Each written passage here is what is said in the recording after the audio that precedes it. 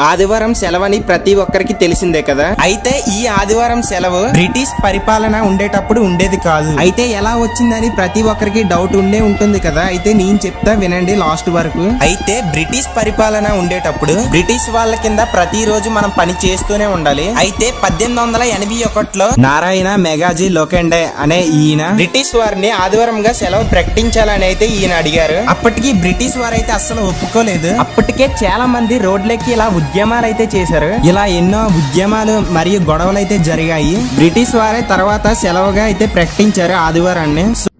వర్తమాన పరిణామాలకు నిలువుటద్దం నేటి నిజం ప్రత్యేక కార్యక్రమానికి స్వాగతం. వారానికో రోజు సెలవు. ఆదివారం వచ్చిందంటే ఇంటిలిపాది ఇంట్లోనే ఉండి ఎంజాయ్ చేస్తారు. కానీ ఆడవాళ్లకు మాత్రం ఆదివారం వచ్చిందంటే వాళ్ల పని రెట్టింపు అవుతుంది. ఈ సెలవు రాకున్నా బాగుండేదని బాధపడే మహిళలు ఎంతోమంది ఉన్నారు.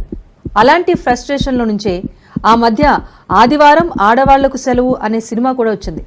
అంటే ఆదివారం సెలవుకు అంత ప్రాధాన్యత ఉంది. మరి అలాంటి ఆదివారానికి నూకలు చెల్లిపోయాయా? ఆదివారం ప్లేస్లో శుక్రవారం సెలవిచ్చే ఛాన్స్ ఉందా? లేక శనివారాన్ని ఇంట్రడ్యూస్ చేస్తారా?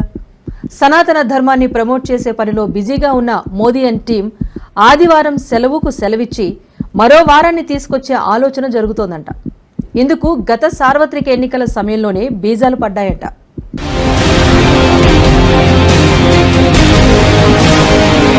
ఆదివారం సెలవుకు స్వస్తి పలుకుతున్నారా? జార్ఖండ్ బాటలోనే కేంద్రం నిర్ణయం తీసుకుంటుందా? సనాతన ధర్మం చెబుతుందేంటి? బీజేపీ చేయబోయేది ఏంటి? కొందరికి సెలవనగానే ఓ చిన్న రిలీఫ్, మరికొందరికైతే సెలవనగానే ఓ పండుగ కన్నా ఎక్కువ. వారానికి 6 రోజుల పని నుంచి ఇప్పుడైతే 5 రోజుల పని దినాలు కూడా కుచించుకుపోయింది సమాజం. కొన్ని దేశాల్లో వారానికి 4 రోజుల పని దినాలు అమలవుతున్న ఉదంతాలు కూడా ఉన్నాయి. కానీ మన భారత్ వరకు పరిమితమైతే సెలవుకు ఎంతో ప్రాచీన చరిత్ర ఉంది. ఆ విషయాల గురించి డీటెయిల్ గా చెప్పుకునే ముందు ఇప్పుడు కామన్ గా ఉన్న వారాంతపు సెలవును మారిస్తే ఎలా ఉంటుంది అన్న చర్చ కాస్త తీవ్రంగానే జరుగుతోందట. అది కూడా మోడీ అండ్ టీం భారత్ లో అమలయ్యే సెలవును మార్చాల్సిందేనని అడుగడుగున బ్రిటిష్ సంప్రదాయం బ్రిటిష్ అలవాట్లే కొనసాగుతూ ఉంటే అసలు మనదైన అస్తిత్వం ఎప్పటికీ అలవాటు ఆలోచన చేస్తున్నారట. Interesting point. గత సార్వత్రిక ఎన్నికల్లో మోడీ, అమిత్ షా వంటి బడా నేతలు జార్ఖండ్ లో ఎన్నికల ప్రచారం చేశారు. వారి ప్రసంగ పాఠాల కోసం అవసరమైన పాయింట్స్ ని ప్రిపేర్ చేసేటప్పుడు జరిగిన రీసెర్చ్ లో జార్ఖండ్ లో ఇదివరకే ఆదివారం సెలవు దినాన్ని మార్చేశారని తెలిసింది. జార్ఖండ్ ముక్తి మోర్చా ఏలుబడిలో ఉన్న జార్ఖండ్ లో కొన్నేళ్ల క్రితమే ఆదివారం నుంచి సెలవును శుక్రవారానికి మార్చేశారట. జాంతారా, రామ్గఢ్ జిల్లాల్లోని అటవీ ప్రాంతాల్లోని ఏరియాలో ఇది అమలైంది అంటున్నారు. అక్కడ ఉన్న 43 రాష్ట్ర ప్రభుత్వ పాఠశాలల్లో ఆదివారం సెలవు కాకుండా శుక్రవారమే అమలైందట.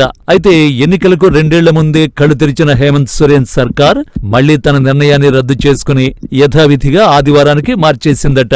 ఈ అంశాన్ని గత సార్వత్రిక ఎన్నికల్లో మోడీ ఓ కీలకమైన అస్త్రంగా ఎంచుకుని అక్కడి ఇండి బ్లాక్ నిర్వాకాన్ని ఎండగట్టడం విశేషం. ఎప్పుడూ హిందువులను టార్గెట్ చేసి వారి సంప్రదాయాలను దెబ్బతీయడంలో ముందుండే ఆ కూటమి పార్టీలు ఇప్పుడు జార్ఖండ్ లో క్రిస్టియన్లతో కూడా పోరాడుతున్నాయని, కాబట్టి క్రిస్టియన్లంతా అప్రమత్తంగా ఉండాలంటూ తన మార్కు ప్రసంగాస్త్రాల్ని వదిలారు మోడీ. మన దేశంలో 100 ఏళ్లుగా సండే హాలిడేగా అమలవుతోందని, బ్రిటిష్ వారు వచ్చినప్పుడు వారు తమ ప్రార్థనల కోసం సండేను కేటాయించుకున్నారని, అదే సంప్రదాయాన్ని ఇండియాలోనూ తీసుకొచ్చారని, గత 200 ఏళ్లకు పైగానే ఇది అమలవుతోందని, ఆ సెలవుతో అస్సలు హిందువులకు ఎలాంటి సంబంధం లేదని మోడీ ఆనాటి ఎన్నికల ప్రచారంలోనే కొన్ని ఫీలర్లు వదిలారు.